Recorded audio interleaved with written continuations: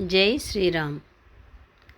ఆ అనిందతను, ఆ జనకరాజసుతను, ఆ విశాలాక్షిని చూచి యుక్తియుక్తమైన హేతువులను చూచి ఆమెయే సీతాదేవి అని హనుమంతుడు నిశ్చయించుకోవడానికి మొదలుపెట్టినాడు.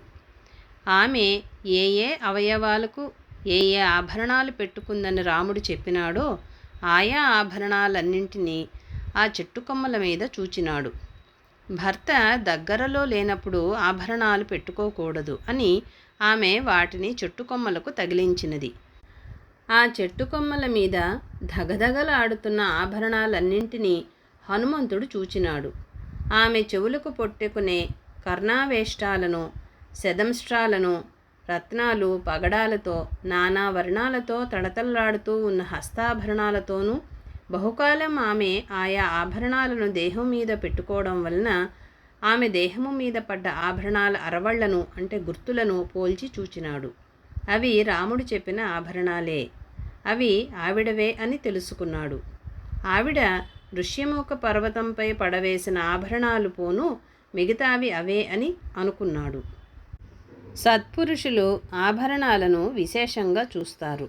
అంటే మనిషిలో ఉన్న సద్గుణాలే ఆభరణాలు.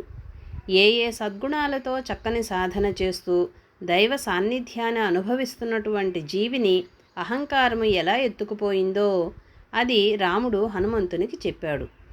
సత్సాధకుడు దైవాన్ని మరచిన క్షణంలో అహంకారం అతనిని ఎత్తుకుపోతుంది. ఇక మనలాంటి వారి మాట చెప్పనక్కర్లేదు. లౌకికంగా ఆలోచించినా కూడా మనసు బాగోలేని సీత వాటిని చుట్టుకొమ్మలకు తగిలించినది. అప్పుడు ఆమె ఋష్యముఖ పర్వతం మీద బంగారు రంగులో ఉన్న ఉత్తరీయము జారవేసింది. ఇప్పుడు ఆమె అదే రంగుతో అదే కాశతో ఉన్న చీర కట్టుకొని ఉన్నది.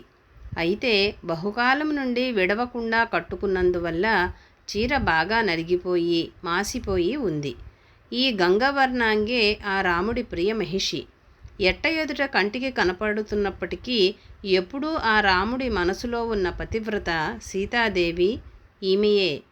ఆపత్ సమయంలో ఆడదానిని కాపాడవలననే కారుణ్యం వలన తనను ఆశ్రయించిన ఆడదానిని కాపాడలేకపోయానే అనే అనుతాపం వల్ల, తన భార్యను తనకు తెలియకుండా ఎవడో ఎత్తుకుపోయాడనే దుఃఖము వల్ల, తన ప్రియురాలు తన దగ్గరగా లేకుండా పోయిందేనన్న మదన తాపం వల్లను ఈ విధంగా అనుతాపము, కారుణ్యము, దుఃఖము, మదన తాపము అనే నాలుగింటితో రాముడు ఎవరి కోసం బాధపడుతున్నాడో ఆమెయే ఈమె.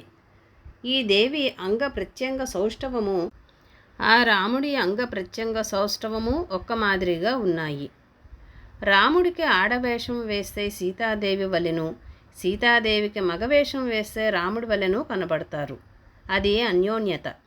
మైత్రేయ మహర్షి బొమ్మను బాగా పరిశీలిస్తే స్త్రీయో పురుషుడో తెలియదు. రాముడి వల్ల సీత, సీత వల్ల రాముడు అలా ఉంటారు. పరమాత్మ వల్లనే జీవాత్మ. పరమాత్మ నుండి వచ్చిన జీవాత్మ అదే కాంతి, సౌష్ఠవము, అదే స్పర్శ, అదే రంగు కలిగి ఉంటాడు. ఆయన వేరుగా ఉండడు. ఆ విధముగా ఆమె కనిపించినందునకు ఆశ్చర్యపడ్డాడు. జై శ్రీరామ్.